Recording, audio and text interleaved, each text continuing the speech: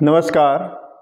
आज के व्याख्यान में हम लैंड रिसोर्सेज एंड एग्रीकल्चर के पार्ट 2 का अध्ययन करेंगे, जिसके अंतर्गत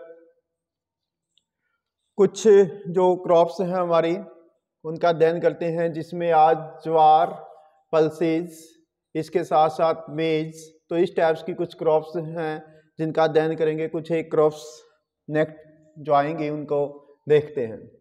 तो पिछले पार्ट्स में हम लैंड यूज और एग्रीकल्चर सीजन और राइस एंड व्हीट क्रॉप का अध्ययन कर चुके हैं। तो अभी आज के लिए शुरुआत करते हैं ज्वार से।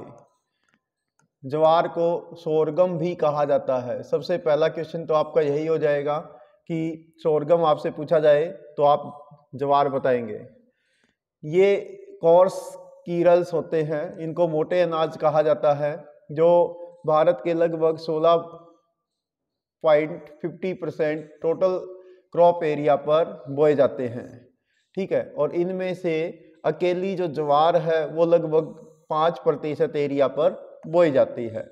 यानी जो मोटे अनाज हैं, कोर्स ग्रेन्स हैं, उनमें से ज्वार जो है लगभग 5% कवर करती है एरिया को।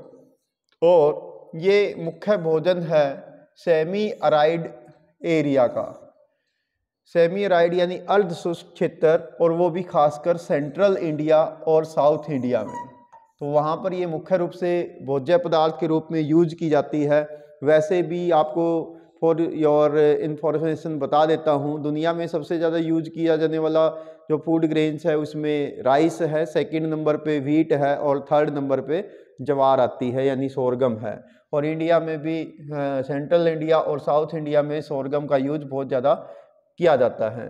भारत में लीडिंग स्टेट की अगर बात करें तो महाराष्ट्र जो है इसमें लीडिंग स्टेट है इसके सोरगम के प्रोडक्शन में, जो मोर देन हाफ यानी 50% से ज़्यादा ज्वार का प्रोडक्शन करता है कंट्री में।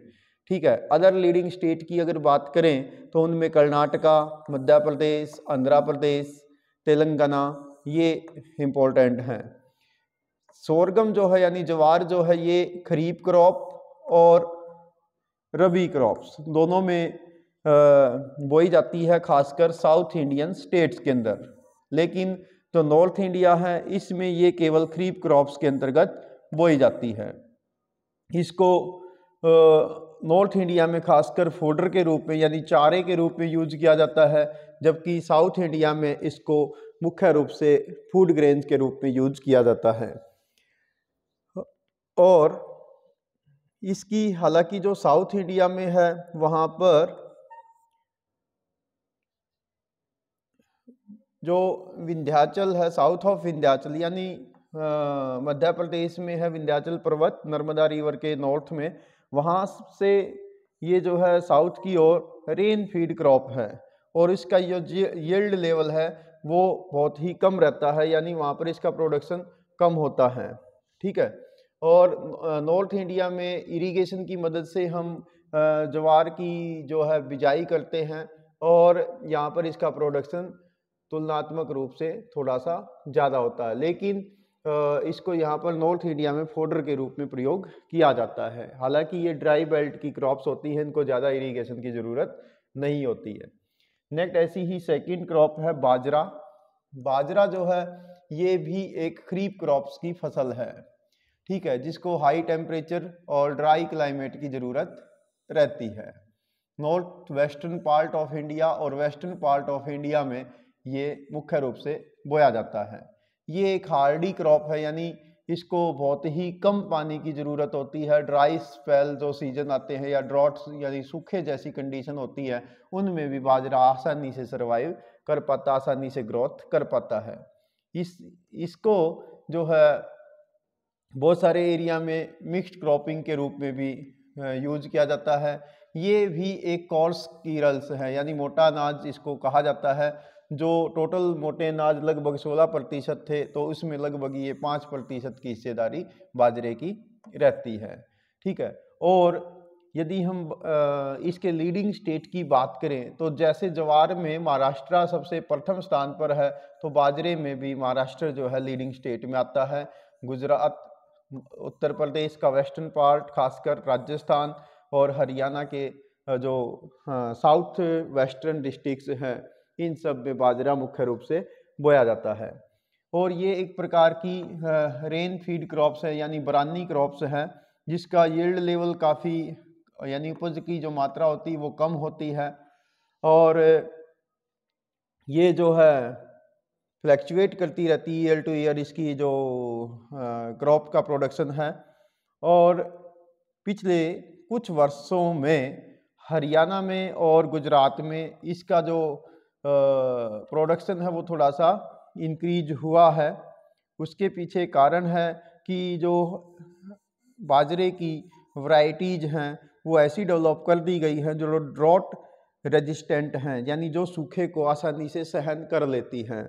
यानी जो टेक्नोलॉजी के आधार पर हमने बाजरे के हाइब्रिड सीड बनाए हैं, उनकी मदद से इन एरिया में इसका प्रोडक्शन बढ़ा है। साथ ही साथ इसमें थोड़ी बहुत इरिगेशन की ज़रूरत रहती है, जिसके द्वारा हम बाजरे का प्रोडक्शन अच्छे ढंग से ले सकते हैं।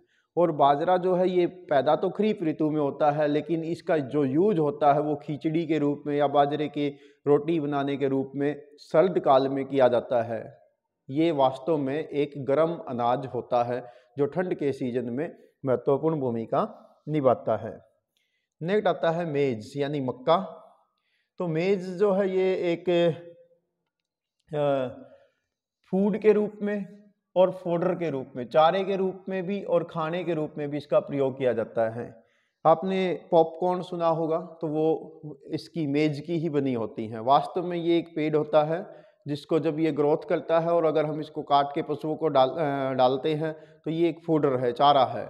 और अगर ये लंबे समय तक थोड़ा सा रहेगा तो ग्रोथ करेगा, तो फिर इसको फूल आते हैं और फिर इसको भुट्टे लगते हैं। भुट्टे यानी कुकड़ी लगती है, और उस भुट्टे को उसमें बहुत सारी ये मक्का होता है जिसको हम यूज करते हैं खाने के रूप में। यदि उसको सीधा ही दानों को पका देंगे तो वो पॉपकॉर्न बन जाएंगे।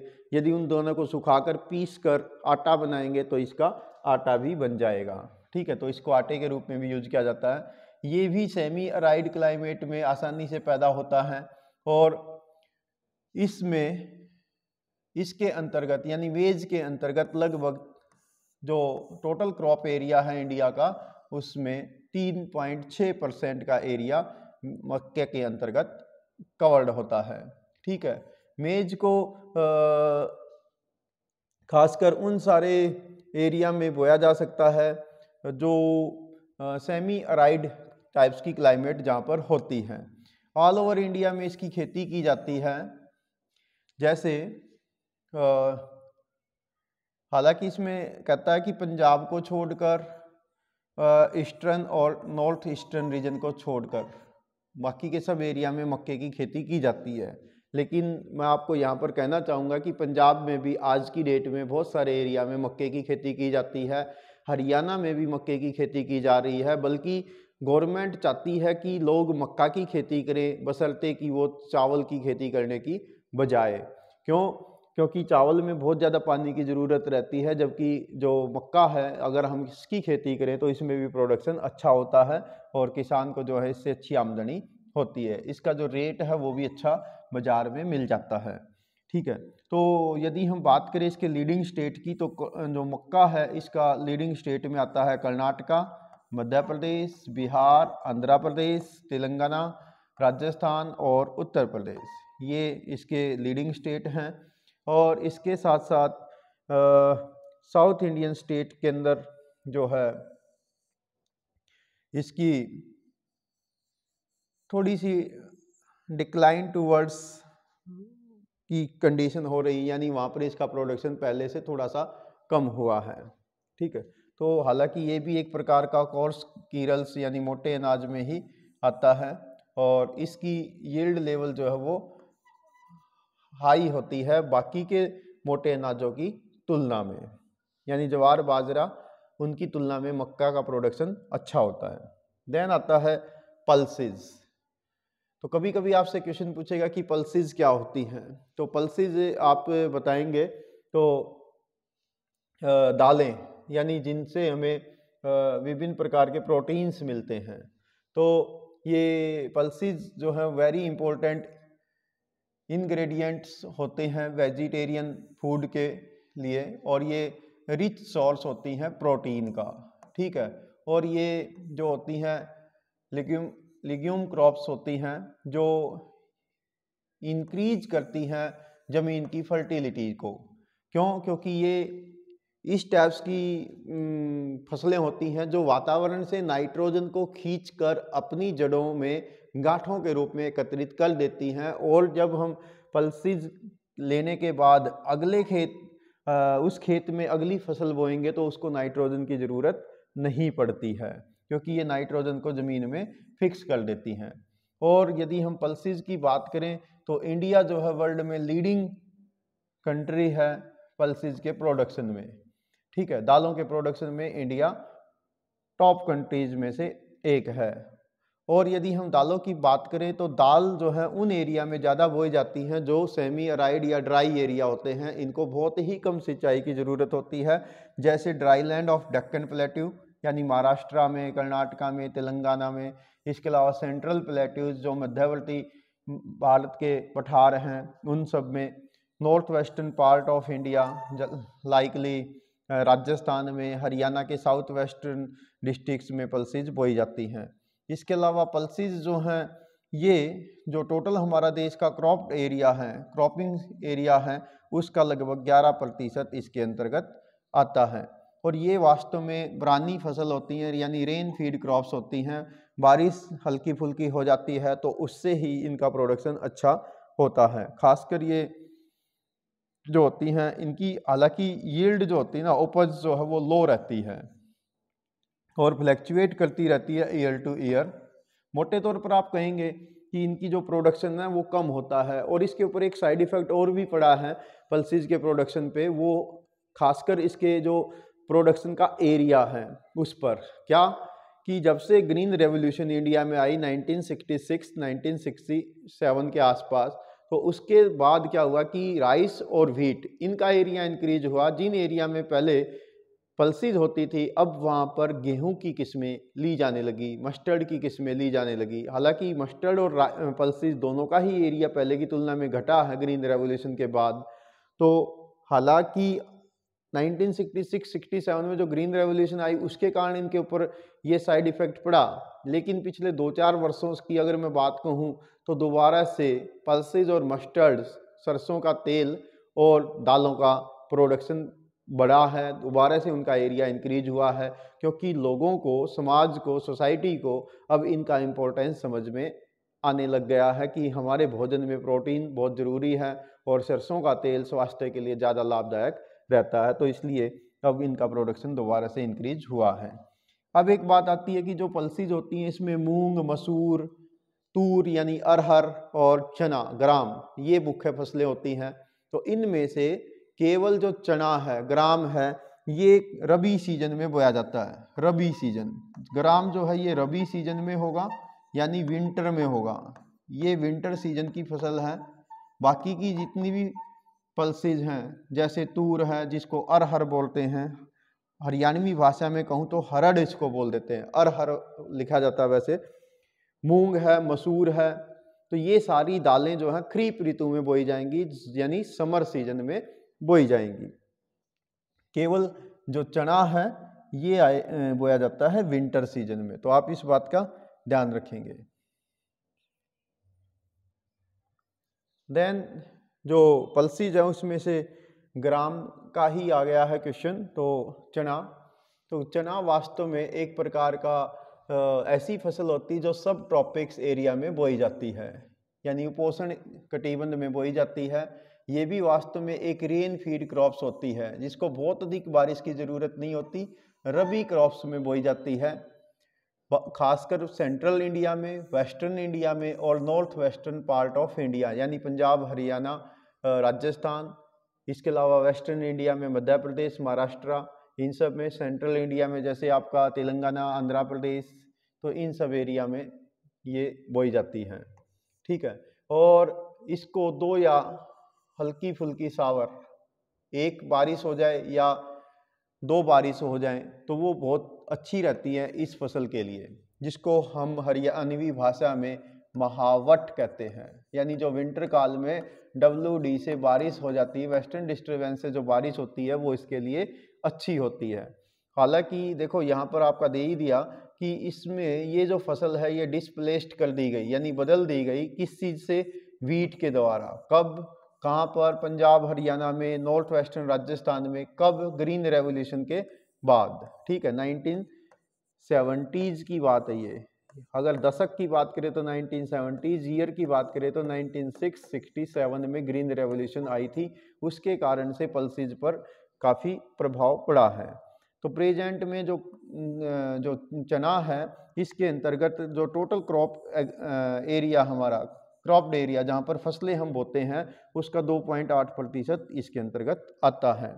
यदि हम इसके प्रोडक्शन जहाँ जहाँ से जिन जिन राज्यों से होता है उन राज्यों की बात करें तो पल्सीज में मध्य प्रदेश, उत्तर प्रदेश, महाराष्ट्र, आंध्र प्रदेश, तेलंगाना, राजस्थान, ये इन सब राज्यों में चने की खेती की जाती है। हरियाणा, पंजाब और राजस्थान, इन सब में भी चने की खेती की जाती है। इसका प्रोडक्शन हालांकि लो रहता है, यानी बहुत ज़्यादा उत्पादन नहीं होता है, इसीलिए इसका रेट भी थोड़ा सा हाई रहता है। और ये जो प्रोडक्शन है ये फ्लैक्चुएट करता रहता है, यानी कभी ये थोड़ा सा कम और कभी थोड़ा सा प्लस हो जाता है। तो ये आप ध्यान रखेंगे। नेक्स्ट आता है पल्सीज का ही एक दूसरी फसल है जिसको हम बोलते हैं तूर। तूर हिंदी में बोलेंगे तूर या अरहर।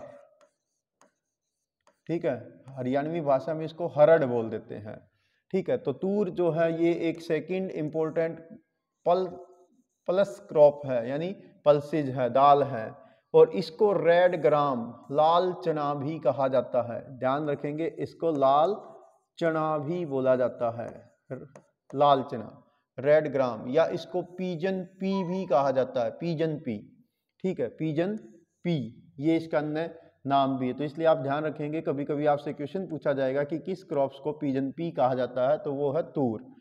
और ये उन सब एरिया में बोई जाती है जो रेन फीड एरिया होते हैं, जो ड्राई एरिया होते हैं, शुष्क एरिया होते हैं। और ये खासकर खरीफ क्रॉप फसल है। खरीफ क्रॉप, खरीफ मीन्स समर सीजन में ये बोई जाती है। समर सीजन में इसको हाई टेम्परेचर की ज़रूरत होती है, बहुत ही कम बारिश की इसको ज़रूरत रहती है। सेंट्रल इंडिया में, साउथ इंडिया में ये बोई जाती है। इसके अंतर्गत जो एरिया है वो हमारे जो टोटल देश का क्रॉप्ड एरिया है उसका केवल 2% हिस्सा आता है। ठीक है, महाराष्ट्र इसमें एक लीडिंग स्टेट है। ध्यान रखेंगे, महाराष्ट्र लीडिंग स्टेट है तूर के प्रोडक्शन में, जो देश का 1/3 मीन्स लगभग 33% प्रोडक्शन यहाँ से लिया जाता है। ठीक है, इसके अलावा जो अदर स्टेट हैं जो जिसमें आता है उत्तर प्रदेश, कर्नाटका, गुजरात, मध्य प्रदेश, इन सब के अंदर भी इसका तूर का प्रोडक्शन लिया जाता है। जो हालांकि इसका जो ऑन एन एवरेज जो प्रोडक्शन होता है वो काफ़ी कम रहता है। ठीक है, नेक्स्ट आता है ऑयल सीड। ऑयल सीड यानी वो सब फसलें जिनसे तेल प्राप्त होता है। तो ऑयल सीड के प्रोडक्शन में इसमें खासकर वे फसलें बोई जाती जो एडिबल ऑयल यानी खाद्य तेल, जैसे सरसों हो गई है यानी मस्टर्ड है। इसके अलावा तोरिया एक फसल होती है, सूरजमुखी होती है यानी सनफ्लावर होता है। तो इस प्रकार की कुछ फसलें बोई जाती हैं। जैसे इसमें कुछ आगे भी आएंगी तब हम इसको पढ़ते हैं। तो जैसे इसमें ये जो ऑयल सीड है खासकर ये भी उन एरिया में बोए जाते हैं जो ड्राई लैंड होते हैं, जो कम बारिश की इनको ज़रूरत रहती है। रेन फीड ही होती हैं ये फसलें मोस्टली।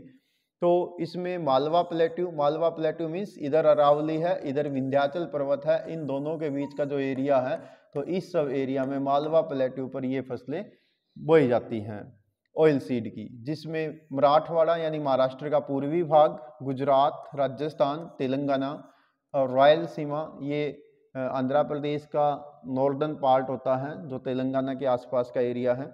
इसके अलावा कर्नाटका, ठीक है, इन सब में ऑयल सीड भारत में पैदा किए जाते हैं। यदि हम इसके टोटल एरिया की बात करें तो ऑयल सीड के अंतर्गत देश की टोटल क्रॉप एरिया का 14% हिस्सा कवर्ड होता है।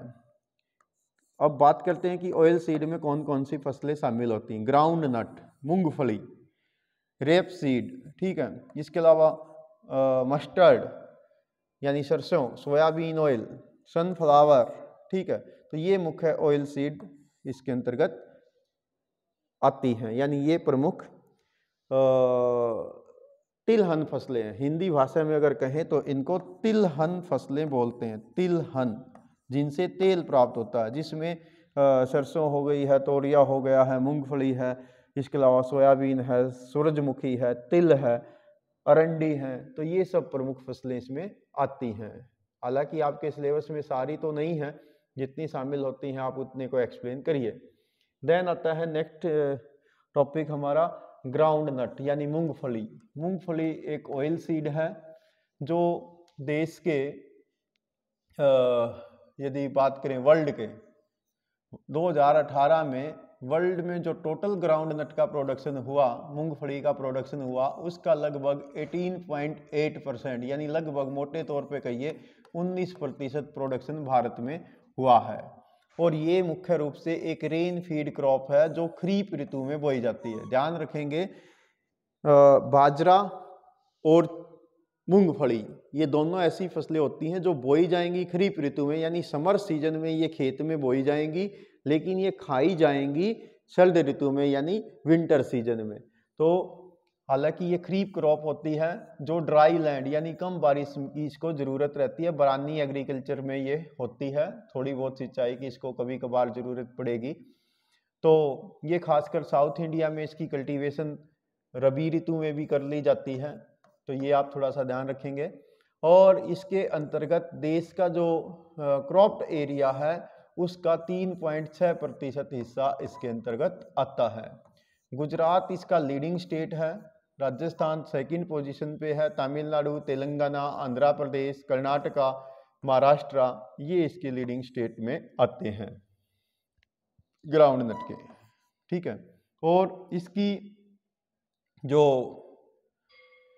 यील्ड है ग्राउंड नट की वो तुलनात्मक रूप से हाई है तमिलनाडु में, जहाँ पर इसको इरिगेशन की सहायता से पैदा किया जाता है। लेकिन इसकी जो प्रोडक्शन है वो आंध्र प्रदेश में, तेलंगाना में और कर्नाटका में लो रहता है। यील्ड यानी उपज की जो मात्रा है वो इन सब राज्यों में कम रहती है। तमिलनाडु में हाई है और लीडिंग स्टेट में गुजरात टॉप पे आता है मूंगफली के। देन आता है रेप सीड और मस्टर्ड, तोरिया और सरसों। तो ठीक है, तो रेप सीड यानी और मस्टर्ड ये प्रमुख ऑयल सीड हैं, सबसे प्रमुख। इनमें कुछ और भी शामिल होते हैं जैसे राई है, सरसों है, तोरिया है, ठीक है, तारामीरा है। तो ये इसके अलग अलग नाम आप कह सकते हैं। ये सब ट्रॉपिक्स में बोई जाती हैं, शीतोष्ण कटिबंध में बोई जाती हैं, यानी ट्रॉपिक ऑफ कैंसर से नॉर्थ इंडिया जो है भारत का उत्तरी भाग है, इन सब में ये फसलें रबी ऋतु में बोई जाती हैं। रबी मीन्स यानी विंटर सीजन, जो अक्टूबर नवंबर में शुरू होगा, मार्च अप्रैल तक ये सीजन चलेगा, तो तब तक ये फसलें बोई जाती हैं, ठीक है। इसके अलावा साउथ सेंट्रल पार्ट में भी इंडिया के ये बोई जाती हैं, जैसे मध्य प्रदेश, छत्तीसगढ़, इन सब में, ठीक है। ये फ्रॉस्ट के प्रति थोड़ी सेंसिटिव होती। फ्रॉस्ट मीन्स पाला, जब खेतों में रात को विंटर सीजन में जो ओस है वो जम जाती है, तो जिसको हम पाला बोलते हैं, ठीक है।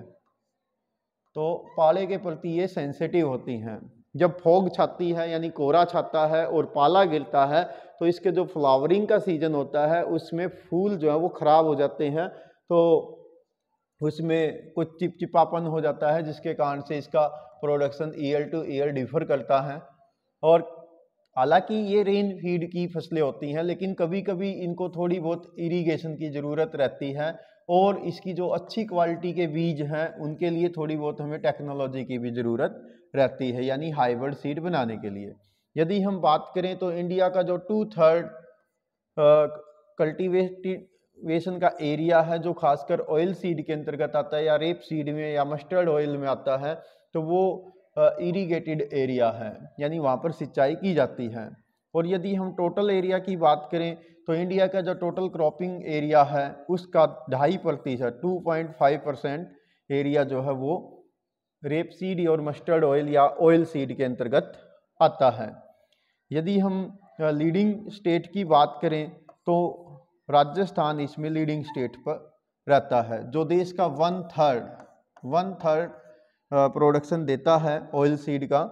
और इसके साथ साथ हरियाणा, मध्य प्रदेश, इन सब में भी ऑयल सीड काफ़ी अच्छे पैदा किए जाते हैं। यील्ड की यदि बात करें तो हरियाणा में इसकी जो उपज है वो तुलनात्मक रूप से अधिक रहती है और राजस्थान में इसकी उत्पादन अच्छा होता है, यानी हरियाणा और राजस्थान ऑयल सीड के अंदर अच्छी उपज देने वाले राज्यों में से एक हैं। देन नेक्स्ट टॉपिक आता है अदर ऑयल सीड, जो अन्य तिलहन फसलें हैं वे, तो उनमें आता है सोयाबीन और सनफ्लावर। सोयाबीन जो है मध्य प्रदेश में सबसे ज़्यादा होती है, ये आपका क्वेश्चन आ ही गया है। सोयाबीन जो है मोस्टली मध्य प्रदेश में, मध्य प्रदेश को सोया प्रदेश भी बोला जाता है। सोया प्रदेश, सोया प्रदेश का मतलब है सोयाबीन का प्रदेश, ठीक है। इसके साथ साथ महाराष्ट्र में भी सोयाबीन अच्छी पैदा होती है। जैसे आप ये वाली पिक्चर भी देख रहे हैं तो ये महाराष्ट्र के अमरावती का ही एक खेत का पिक्चर लिया गया है, जहाँ पर किसान परिवार जो है सोयाबीन की खेती कर रहे हैं या उसकी बिजाई कर रहे हैं, ठीक है। तो दोनों स्टेट मिलकर, महाराष्ट्र और मध्य प्रदेश मिलकर देश का लगभग 90% सोयाबीन पैदा करते हैं, यानी वे दोनों ही टॉप पर हैं। सनफ्लावर की यदि बात करें, सूर्यमुखी, ठीक है, तो सूर्यमुखी जो फसल होती है इससे बीज होते हैं।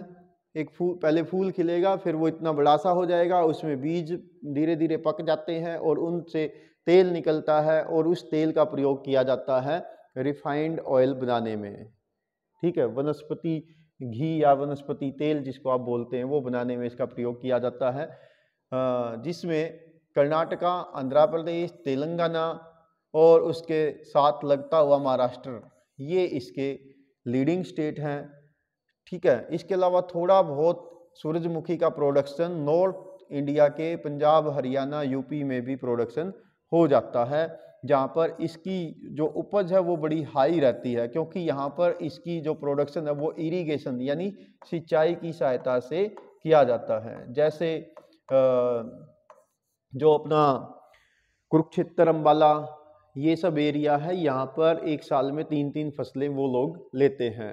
तो जैसे पहले राइस की खेती करेंगे, फिर उसके बाद पोटैटो यानी आलू की खेती करेंगे और आलू के बाद सूरजमुखी की खेती करते हैं। सूरजमुखी काटने के बाद फिर वो राइस की खेती करते हैं। तो ये एक उनका क्रॉपिंग ईयर बन जाता है। तो यहाँ पर इनका प्रोडक्शन सिंचाई के कारण से अधिक है। नेक्स्ट आता है फाइबर क्रॉप्स। फाइबर यानी जिनसे रेशा प्राप्त होता है, रेशेदार फसलें, वे फसलें जिनसे किसी न किसी प्रकार से रेशा प्राप्त होता है वो फाइबर क्रॉप्स कहलाती हैं, ठीक है। कॉटन और जूट ये दो मेन फाइबर क्रॉप्स हैं। अब बात करते हैं सबसे पहले कॉटन की। तो कॉटन जो है वो ट्रॉपिकल रीजन की फसल है, उष्ण कटिबंध की फसल है, ट्रॉपिकल, और ये खरीफ सीजन में बोई जाती है। खरीफ मीन्स समर सीजन, यानी इंडिया में जून जुलाई से लेकर और सितंबर अक्टूबर तक ये फसल बोई जाएगी, और ये सेमी अराइड एरिया की फसल होती है, ठीक है। और इसके अंतर्गत भारत में जो एरिया है वो खासकर आता है गुजरात, मध्य प्रदेश और महाराष्ट्र। वर्तमान में इतना है, हालांकि जब इंडिया का पार्टीशन हुआ तो बहुत बड़ा जो हमारा इंडिया का कॉटन ग्रोइंग एरिया था, कॉटन का उत्पादन करने वाला एरिया था, वो पाकिस्तान के हिस्से आ गया था।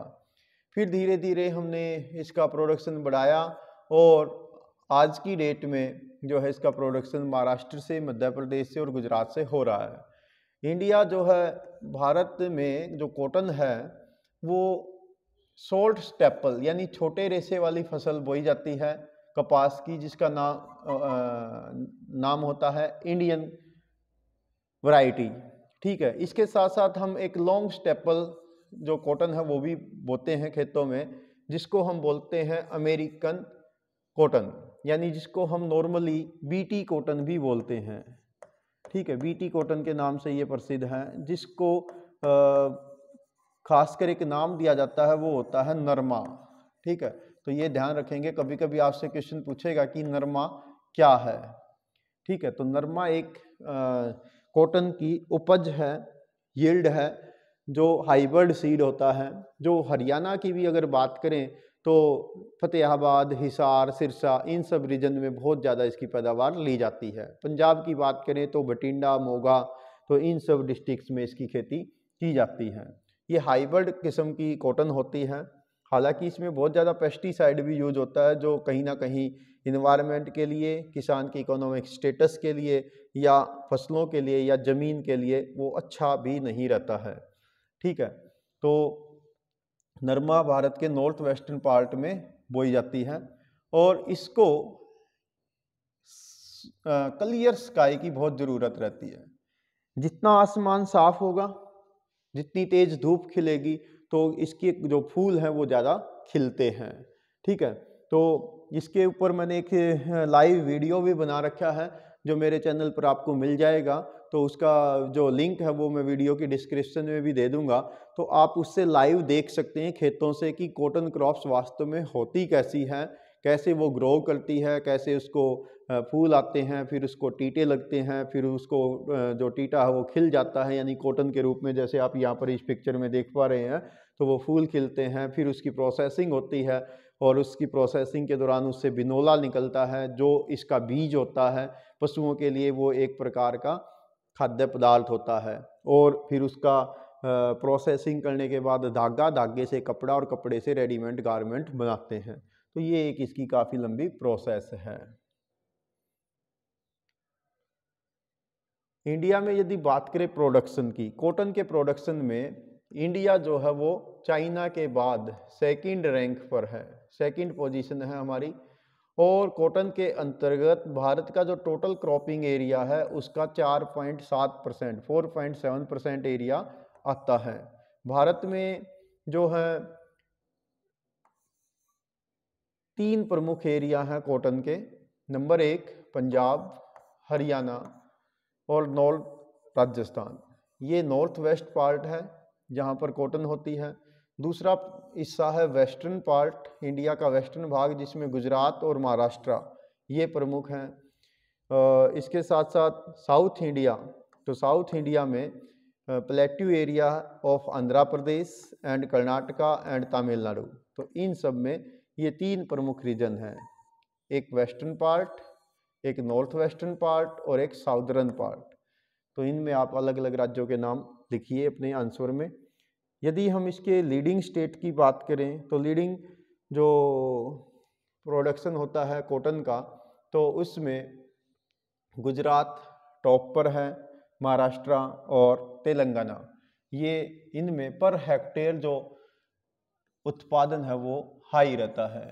Gujarat, Maharashtra, Telangana per hectare output इनका अच्छा रहता है। यहाँ पर इरिगेशन भी ली जाती है, यानी कि इनमें सिंचाई की सुविधा भी ली जाती है।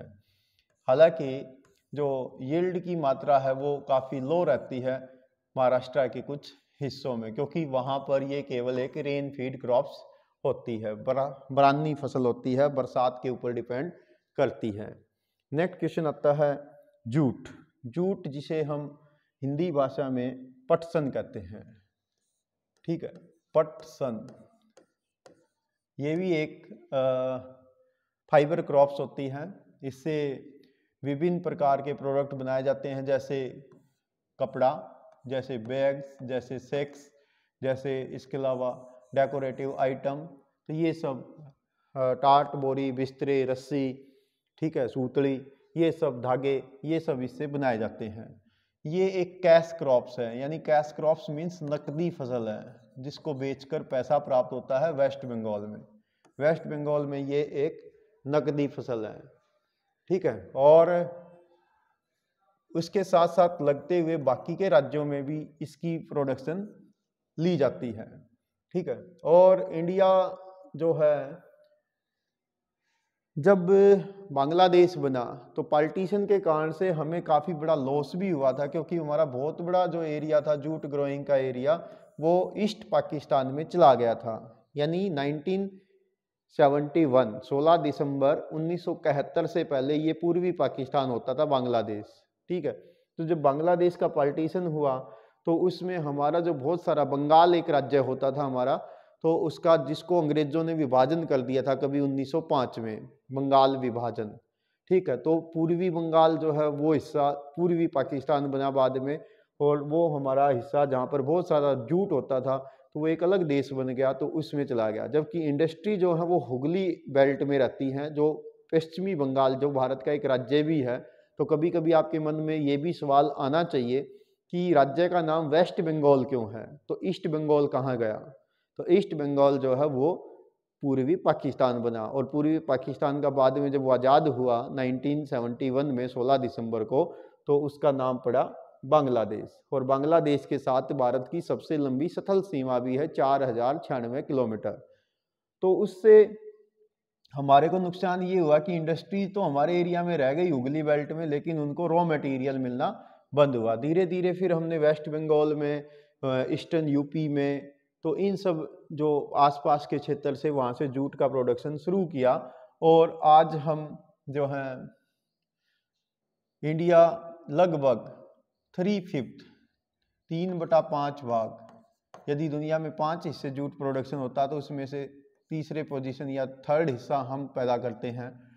और यदि वेस्ट बंगाल की बात करें तो ये थर्ड फोर्थ प्रोडक्शन करता है कंट्री का, यानी भारत का 3/4, लगभग 3/4 का मतलब 75% पैदावार इंडिया करता है। ठीक है, और इसके साथ साथ बिहार में, आसाम में, ईस्टर्न यूपी में यानी पूर्वी उत्तर प्रदेश में जूट का प्रोडक्शन होता है। और इसके साथ साथ हालांकि यदि हम टोटल क्रॉप एरिया की बात करें तो देश के कुल क्रॉपिंग एरिया का केवल 0.5% ही जूट पैदा हम कर पाते हैं, केवल 0.5%, जस्ट ओनली 0.50%। यहाँ एक क्वेश्चन आप और ध्यान रखेंगे, जूट को जो है गोल्डन फाइबर भी कहते हैं। कभी कभी आपसे ये क्वेश्चन पूछा जाएगा। ठीक है, गोल्डन फाइबर, सुनहरा रेशा। ठीक है, कभी कभी आपसे ये पूछेगा कि सुनहरा रेशा किसे कहते हैं, तो आप बताएंगे जूट को कहते हैं, क्योंकि ये सोने की भांति इसके रेशे चमकते हैं। ठीक है, तो ये था। इसके साथ साथ कुछ प्रोडक्शन हमारा बच गया है, ये शुगर केन और कॉफ़ी एंड टी, इनको हम नेक्स्ट थर्ड पार्ट के अंतर्गत अध्ययन करेंगे। आज के लिए इतना ही सफिशिएंट रहेगा, तो हम इस पार्ट में केवल यहाँ तक का हिस्सा ही कवर करते हैं, बाकी के हम थर्ड लेक्चर में इसको कवर करेंगे। इस चैप्टर के हम अभी तक, ये सेकंड पार्ट था, फर्स्ट पार्ट में हम कुछ फसलों का पहले ही अध्ययन कर चुके हैं, तो थर्ड पार्ट में हम कुछ अदर फसलों का अध्ययन करेंगे, जिसमें शुगर केन, टी, कॉफ़ी, इन सब का अध्ययन करेंगे। और साथ ही साथ जो इंडियन एग्रीकल्चर है उनकी फीचर्स और उसकी प्रॉब्लम्स का भी अध्ययन हम नेक्स्ट लेक्चर में करेंगे और इस चैप्टर को कवर करने का प्रयास करेंगे। तो आप अच्छे ढंग से इसकी प्रैक्टिस कीजिए, लिखिए, डायग्राम बनाइए, मैप भी आप मैप का डायग्राम भी अपने पेपर में बनाइए, और अच्छे तैयारी के साथ अपनी परीक्षा में आप बैठें। किसी प्रकार की कोई समस्या आती है फिर भी, तो आप मुझे कमेंट्स बॉक्स के माध्यम से लिखिए या क्लास में डायरेक्टली आप पूछिए। Thanks, have a nice day.